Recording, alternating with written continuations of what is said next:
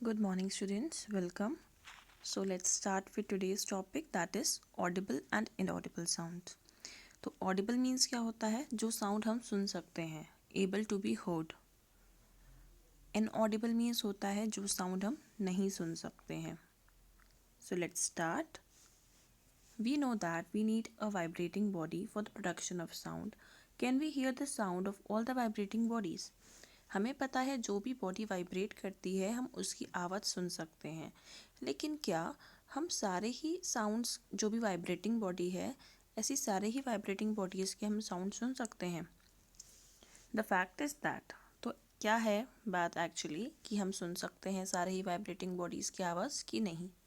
तो the fact is that sounds of frequency less than 20 vibrations per second, मतलब कि 20 hertz. Hertz किसका ऐसा ही किसका सिंबल होता है?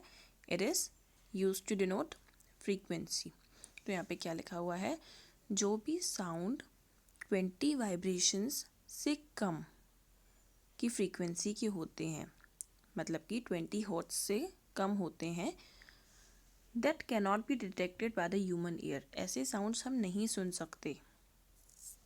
सच साउंड्स आर कॉल्ड इनऑडिबल. कौन से साउंड्स को इनऑडिबल बोला जाता है? जो कि less than 20 vibrations per second होते हैं, मतलब कि 20 हर्ट्ज से कम की फ्रीक्वेंसी वाले होते हैं, उन्हें हम नहीं सुन सकते. On the higher side, sounds of frequency higher than 20,000 vibrations per second, 20 kilohertz, are also not audible to the human ear. दूसरी साइड पर अगर आप देखो तो ये तो हमने बताया कि 20 हर्ट्ज से कम की फ्रीक्वेंसी के साउंड्स हम नहीं सुन सकते. ऑन द अदर हैंड क्या है? जो कि साउंड 20,000 वाइब्रेशंस पर सेकेंड, मतलब कि 20 किलो हर्ट्ज की फ्रीक्वेंसी से ज़्यादा के होते हैं ना, मतलब 20,000 वाइब्रेशंस पर सेकेंड से ज़्यादा के होते हैं, वो भी इनऑडिबल होते हैं, वो भी ह्यूमन ईयर नहीं सुन सकता. Thus, for human ear, the range of audible frequency is roughly from 20 to 20,000 Hz. तो ये चीज़ आपको नोट डाउन करनी है या फिर अंडरलाइन कर लीजिए अपनी बुक में. ह्यूमन ईयर के लिए रेंज क्या है ऑडिबल फ्रीक्वेंसी के लिए? It is 20 to 20,000 hertz. Clear? अब ये पढ़ेंगे. Some animals can hear the sounds of frequency higher than 20,000 hertz. कुछ एनिमल्स ऐसे भी होते हैं जो कि 20,000 हर्ट्स से ज़्यादा फ्रीक्वेंसी की आवाज़ सुन सकते हैं. Dogs have this ability. Dogs के पास ये एबिलिटी होती है. इसलिए जो पुलिसमैन वगैरह होते हैं उनके पास ये जो डॉग होते हैं स्पेसिफिकली इस चीज़ के लिए ही बने रहते हैं कि अगर हमको कुछ ऐसी चीज़ है काफ़ी ज़्यादा दूर है, या फिर जो सेंस ऑफ स्मेल है उनकी डॉग की ज़्यादा होती है, ये तो पता ही है. साउंड भी अच्छे से सेंस कर पाते हैं dog. The police use the high frequency whistles which dogs can hear but humans cannot. The ultrasound equipment familiar to us for investigating and tracking many medical problems works at frequency higher than 20,000 Hz. तो दो examples दिए, एक तो animal का दिया हुआ है, एक दूसरा अल्ट्रासाउंड इक्विपमेंट का दिया हुआ है. ये भी जो क्या के लिए होता है? ये मेडिकल प्रॉब्लम्स को डिटेक्ट करने का, ट्रैक करने का होता है. इसकी जो फ्रीक्वेंसी होती है ये भी हायर देन 20,000 हर्ट्ज होती है. क्लियर?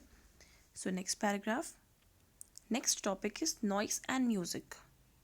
तो डिफरेंस क्या होता है? म्यूज़िक तो आपको पता है काफ़ी प्लेजेंट होता है सुनने में. ऐसी आवाज़ जो हमारे कानों को सुनने में प्लेजेंट लगे, हमें अच्छी लगे. On the other hand noise क्या होता है? नॉइस एक ऐसी आवाज़ होती है, अनवांटेड सा साउंड रहता है जो हमारी डिस्टर्बेंस क्रिएट करता है ईयर में. It is quite unpleasant to hear. उसे बोलते हैं noise. So let's start. We hear different types of sounds around us. Is the sound always pleasing? Does a sound sometimes cause discomfort to you? Some sounds are pleasant to the ear whereas some are not. हम काफ़ी तरीके की आवाज़ें सुनते हैं पूरे दिन में. तो क्या सारी ही आवाज़ें प्लीजिंग होती है? सारी आवाज़ हमारे कानों को अच्छी लगती है?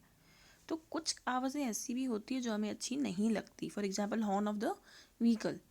जब हम ट्रैफिक में हैं तो यूजुअली लोग हॉर्न बजाते चले जाते हैं जो हमको बहुत ज़्यादा इरिटेट करता है. तो it is not pleasant to hear. Okay, कुछ आवाज़ें अच्छी भी होती हैं और कुछ नहीं भी अच्छी लगती हैं. सॉन्ग्स सुनते हैं हमें अच्छे लगते हैं. ऑन द अदर हैंड कोई इस तरीके का सॉन्ग गा रहा है कंटिन्यूसली चिल्ला चिल्ला कर, that will become noise. Suppose construction work is going on in your neighborhood. Are the sounds coming from the construction site are pleasing? Do you enjoy the sounds produced by horns of buses and trucks? Such unpleasant sounds are called noise. In a classroom, if all the students speak together, what would the sound produced be called?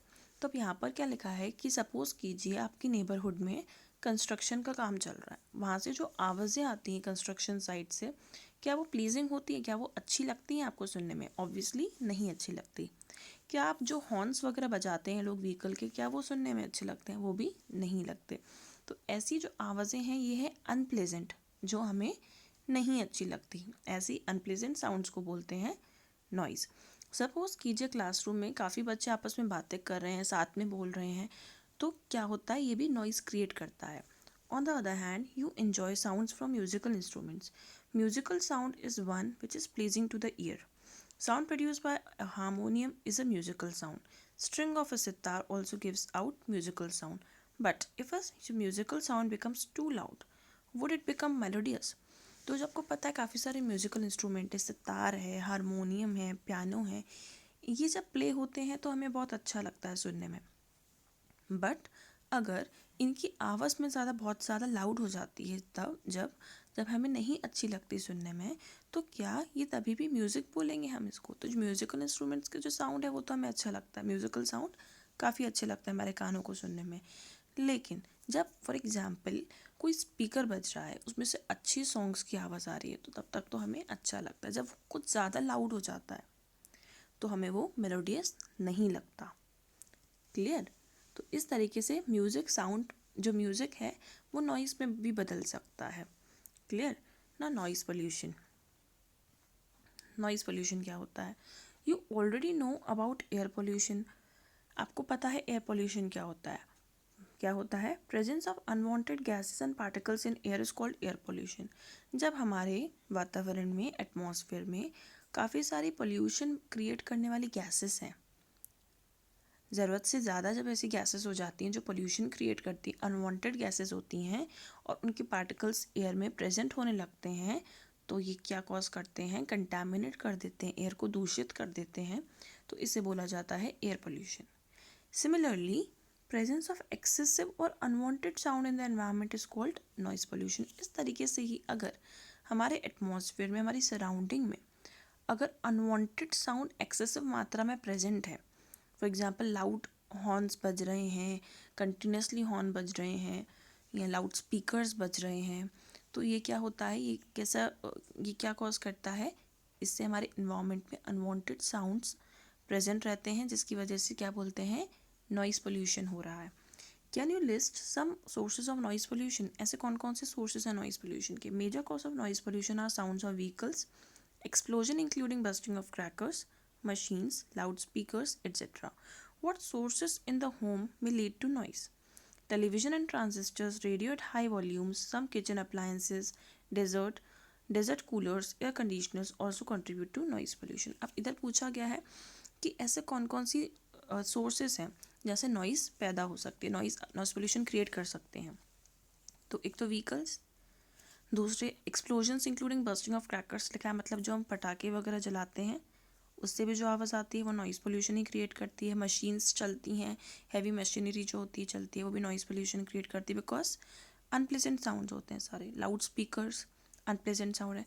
घर में ऐसे कौन कौन सी चीज़ें हैं जो noise pollution create करती है? टेलीविज़न हाई वॉल्यूम पे चलाओ तो, और ट्रांजिस्टर जो रेडियो वगैरह होते हैं हाई वॉल्यूम पे चलाओ तो भी नॉइज़ पोल्यूशन क्रिएट करेंगे। किचन में कुछ अप्लाइंसेस है, जैसे मिक्सर ग्राइंडर होता है, डेजर्ट कूलर्स हैं, या फिर घर में जो होते हैं, ये सब क्या करते हैं? नॉइज़ पोल्यूशन क्रिएट करते हैं। Understood? Next page.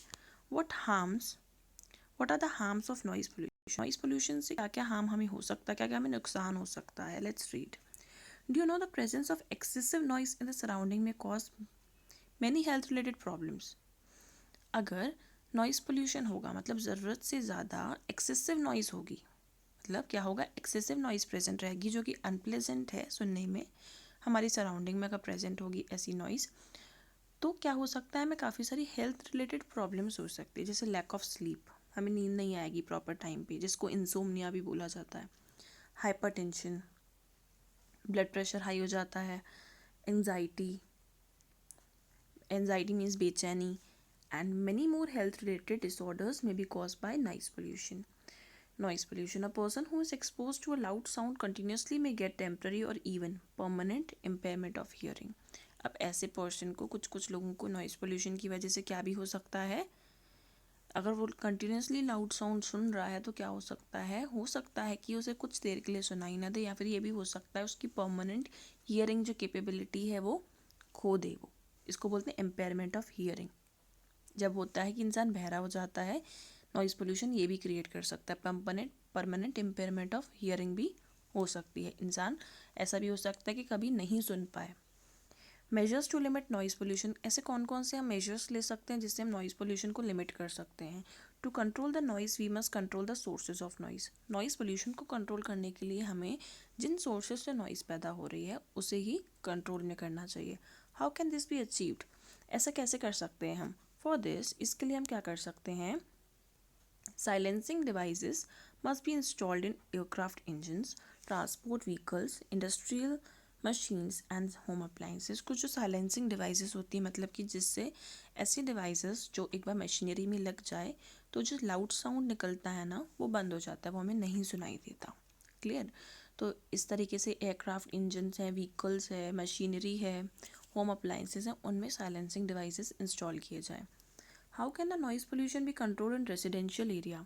Residential area मतलब जहाँ पे घर वगैरह बने रहते हैं, वहाँ पे नॉइज़ पोल्यूशन कैसे कंट्रोल किया जा सकता है?